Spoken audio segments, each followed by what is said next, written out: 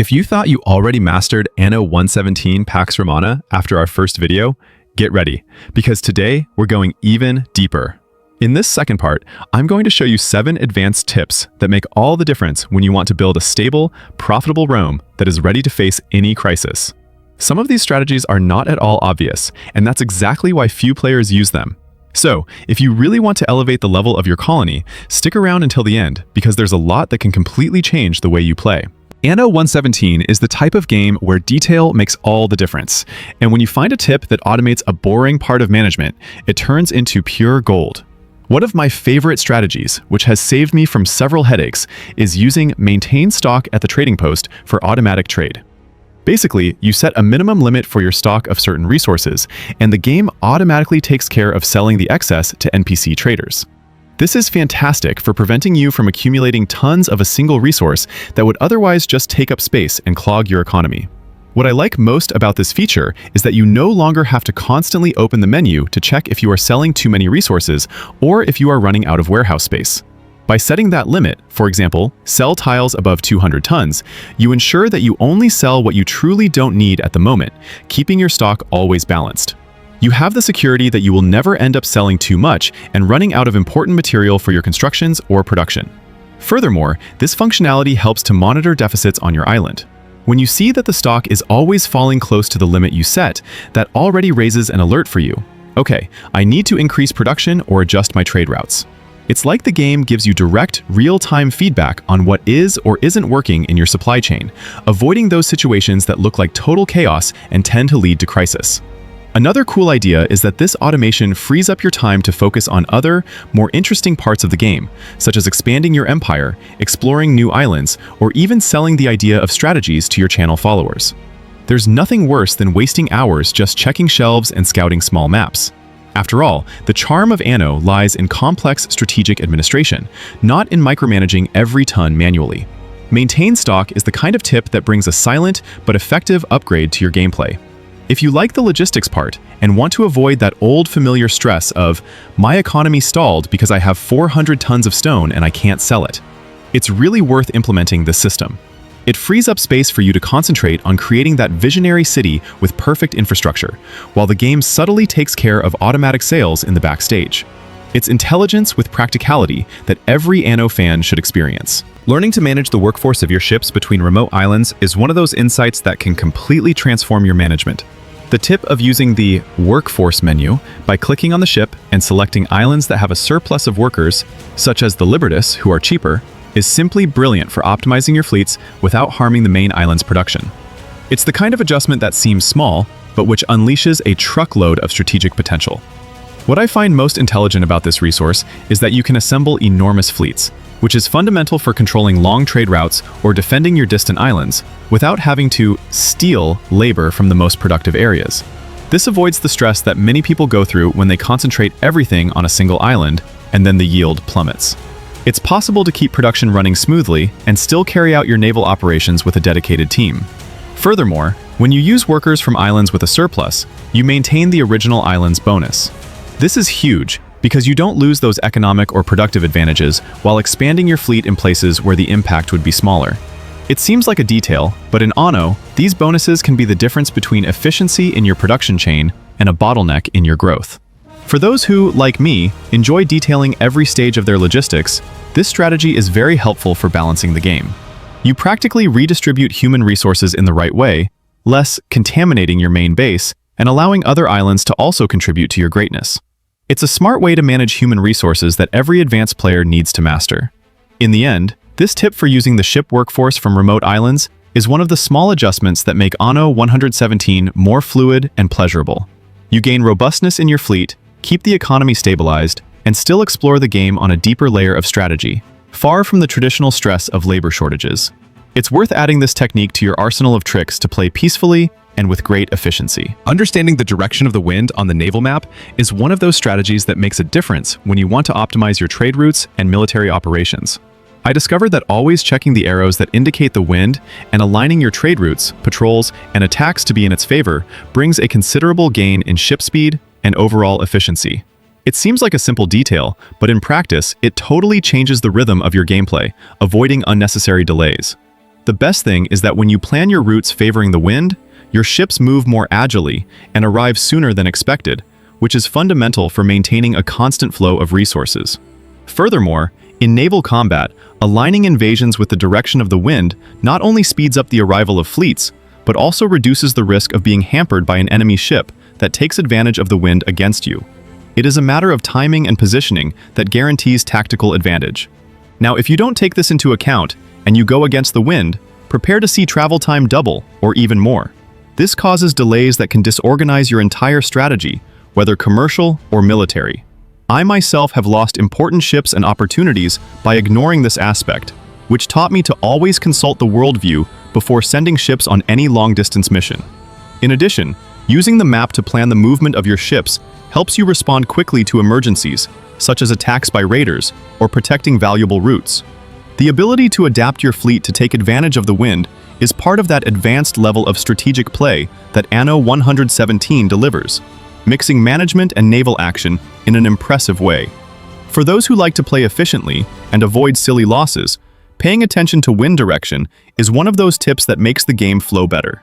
It's like having the wind in your favor in real life. When you surf that advantage, you just accelerate towards success, controlling your routes and combat with more mastery over the natural elements of the game.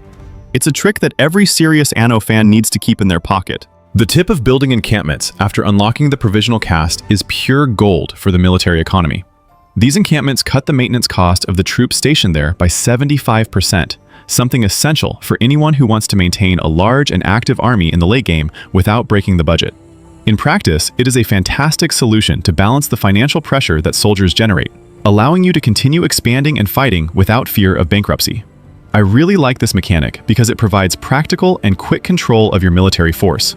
Just right-click on the encampment to instantly mobilize your troops, which is great when you need to respond to sudden attacks or launch precise offensives without wasting time. This makes unit management more dynamic and less bureaucratic, as it should be in a game that involves so much strategy. Furthermore, this reduction in costs makes all the difference when you start to have multiple fronts with troops distributed across several regions. Keeping every soldier active is expensive, and without this saving, the expenditure could easily make your campaigns unviable.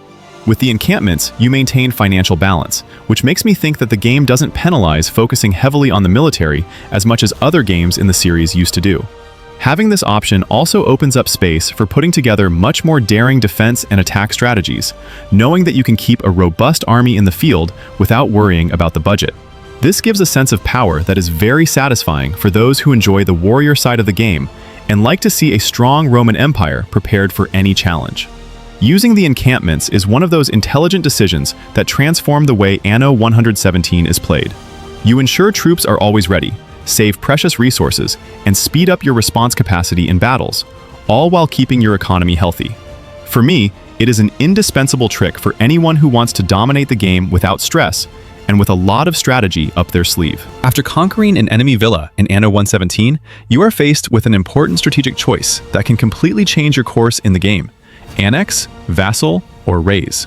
Personally, I find this decision one of the most fascinating because each one brings a different style of play and has distinct impacts on your economy and power.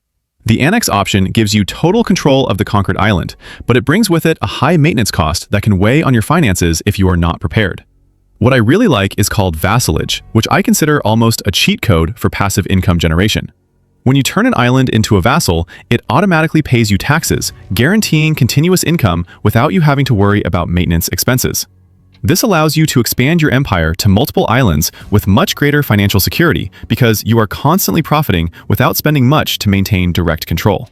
The raising option, on the other hand, is for those who want to have total control of the territory but prefer to clean everything up to recolonize from scratch in their own way, being able to restructure the island and optimize production and layout according to their vision. It is a more aggressive and laborious choice, which requires patience and planning, but which can pay off in the long term for players who like to customize everything down to the smallest detail.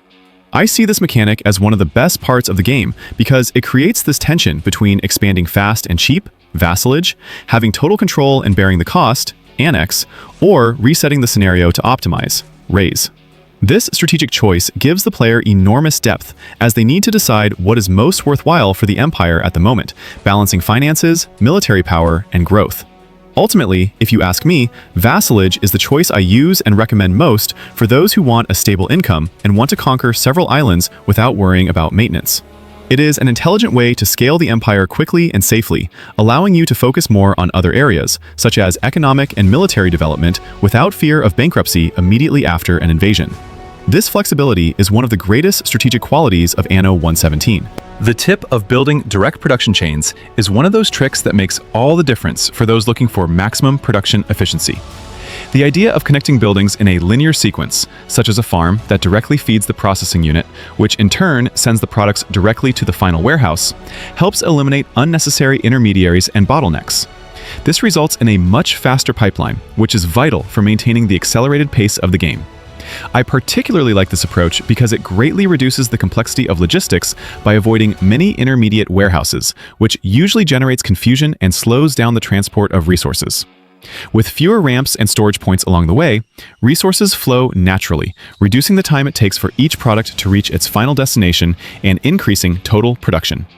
Furthermore, updating the ramps in the final warehouses is a nice touch to ensure that distribution still works well in the last stage, where everything accumulates. What strikes me is how this technique forces the player to think about the space and arrangement of constructions consciously and strategically, because they need to be aligned for the chain to function perfectly. It's that old Anno lesson that city layout can be as crucial as economic management itself. Each step in the chain needs to be in the right place to avoid delays and waste. Another cool thing is that by adopting direct chains, you can better take advantage of productivity bonuses and also save space and resources in the construction of extra roads and warehouses, which helps keep the city organized and functional. This works for both basic productions and more complex ones that involve several stages of transformation. The tip of updating ramps in the final warehouses, together with direct chain construction, is an intelligent way to ensure maximum throughput and simplify logistics. You gain more stable production with fewer bottlenecks and a continuous flow that sustains everything from small products to more elaborate goods, a strategy that any Anno fan who wants to master the game should try. Positioning the governor villas at strategic points, such as hills or peninsulas, is a tip that elevates the level of defense of your islands. Building a villa in these elevated locations significantly increases the range of towers and walls, creating defensive multipliers that make life very difficult for invaders. For me, this is one of the most intelligent ways to use the terrain to your advantage, transforming geography into tactical advantage. Furthermore, connecting these villas with roads and walls is fundamental. This ensures that your trading posts are protected and are not quickly taken in enemy raids. I have already lost games by not having this connection well made, and the difference that a solid line of defense makes is enormous. It's not just about protecting houses, but about keeping commercial flow and production running without interruptions, which sustains your entire economy. Another thing I like about this strategy is that it forces you to plan your city with a long-term vision and awareness of the terrain in the typical Anno style. The choice of where to build is not just aesthetic, it is functional, and can mean the difference between resisting an attack or losing important annexes. Thinking of peninsulas or hills as natural fortresses makes you feel like you are building not just a city, but a bastion. And by ensuring that the governor's villa is in an elevated and protected spot, you also maximize the utility of specialist bonuses and other mechanics related to this building. This makes the game not only more strategic, but also much more rewarding for those who like to take care of the smallest details. In the end, this tip is one of those that brings an extra layer of depth to the game, combining urban planning with military strategy. For me, positioning the governor villas on hills or peninsulas is a practice that transforms even seemingly simple defenses into true fortresses, giving your economy and security that breathing room in Anno 117.